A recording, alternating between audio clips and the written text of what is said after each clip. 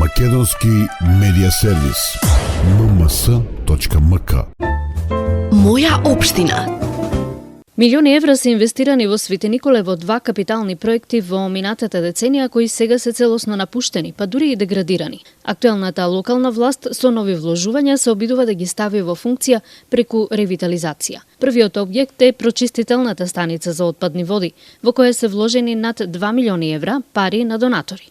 Станицата не работи веќе 11 години. Била исклучена поради тоа што трошела многу струја.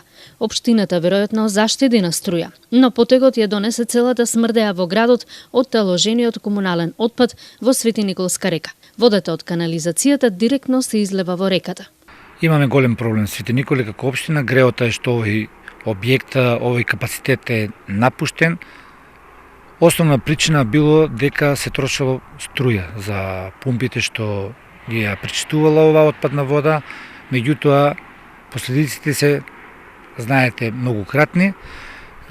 Комплетно сега отпадната вода оди во Свети Николска река, каде што е загадено целото подрачје од Овчеполие, вклучувајќи ги не само Свети Николе, туку и селата што се Пеширово и Амзибегово и Црнилиште.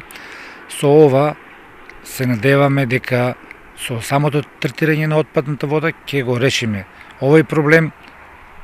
Можам да кажам, не конечно, значи, меѓутоа ќе бараме, воедно се прави и проект сега за понатаму што да направиме. За сликата да биде уште појасна за тоа колкава штета се прави со нефункционирањето на овој некогаш капитален проект е податокот дека станицата се наоѓа непосредно до автопатот Штип-Миладиновци на Клучката, преку која се влегува во Свети Николе. Смрдејата е неизбежна за секој патник по автопатот, но тоа е воздухот што постојано го дишат Свети Николчани и жителите на неколку населени места. За парадоксот да биде поголем, бидејќи прочистителната станица не работела, комуналците целиот смет од градот го депонирале наоколу во станицата, која се претворила во градска депонија, а таму се носеле и сите расипани возила на комуналното претпријатие. Кога отидовме во станицата, се уште имаше остатоци од насобраниот смет, иако од општината кажа податок дека во неколку дена работа бил изнесен над 2 тони смет. Со цел ревитализација на објектот почнати се работи на реактивирање на станицата, преку грант обезбеден од ИПА фондовите за прекугранична соработка со Грција во висина од 162.000 евра. Со овој проект планираме комплетна ревитализација и реконструкција на дел од она што го имаме тука, емширите за отпадна вода и ставање во употреба на комплетната структура што ја има на оваа место. Со тоа планираме да се изврши третирање на отпадната вода од прва и втора категорија. Овие пари нема да бидат доволни за целосно ставање во функција на прочистителната станица, зашто се работи проект за современо прочистување на отпадните води за Свети Николе и засебни проекти за неколку други населени места. Се чини, Свети Николе е илустративен пример за тоа колку залудно се фрлени пари во објекти кои само кратко време биле во употреба. На една од висините над градот, како комунален споменик, е филтер станицата за прочистување на водата за водоснабдување.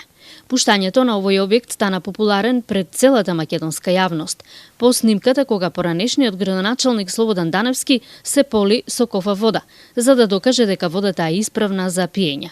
Години подоцна Свети Николчани го напуштија овој систем на бунарска вода и се приклучија на системот Злетовица. Градоначалникот Сашо Велковски вели дека водата е сосемна исправна за пиење и доаѓа во станицата по природен пат. Можам слободно да кажам дека се вложени над милиони евра, што е многу за една општина Свети Николе. Жално и трагично е што овој објект, овој капацитет е во неупотреба, затоа општина Свети Николе со сопствени парични средства преку изградба на песочни филтри и секако ставање во погон на сите оние бунари каде што има питка вода, да задоволиме дел од капацитетот на општина Свети Николе. Активирањето на филтер станицата ќе го реши проблемот со недостатоците на вода во летниот период за повисоките делови на Свети Николе и пред се за 400 жители на селото Горубинци. Од овде до Горубинци има 3,5 километри.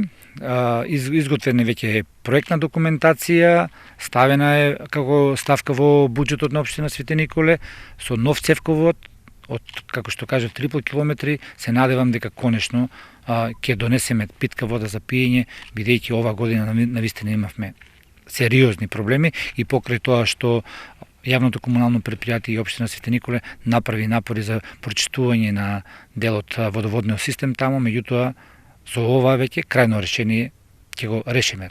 Филтер станицата е еден од проектите кои ќе бидат готови во предстојната година. Веќе во март се очекува да се заврши проектот за пешачко-велосипедска патека од Свети Николе до локалитетот Била Зора, која треба да го заживее регионалниот туризам.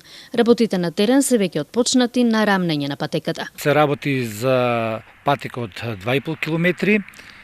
Планиравме, бидејќи има во Свети Николе има полно рекреативци, овој патен правец е активен за сите нив. Веруваме дека со ова ќе овозможиме не само за рекреативците, туку и за сите оние што ја го сакат културното богатство да бидат да отидат до Била Зора, до локалитетот, каде што во тек се исто така активности околу реставрација на тоа наоѓалиште. Патеката се гради во 2 фази преку средства обезбедени од Вардарскиот плански регион, додека втората фаза е од платежната владина агенција.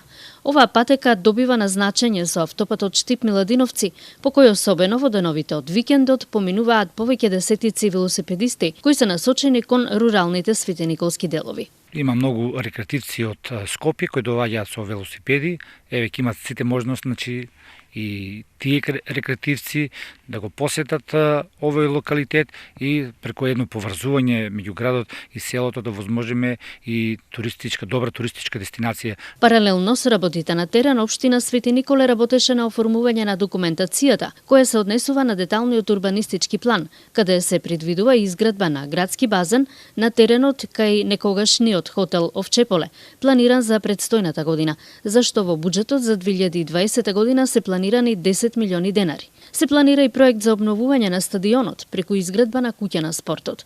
Предвидена е реконструкција на градскиот стадион каде сега игра тимот Овчеполе преку обновување на тербините и изградба на соблекувални. Стадионот е речиси руиниран. Во слична состојба и коритото на реката во централното градско подрачје, за чија реконструкција од општинскиот буџет се одвоени 50.000 евра. Мораме да направиме напори, делот ово корито да го санираме. Верувам дека овие парични средства нема да бидат доволни за комплетно да го санираме, меѓутоа делот на речното корито ќе биде реконструиран и ревитализиран.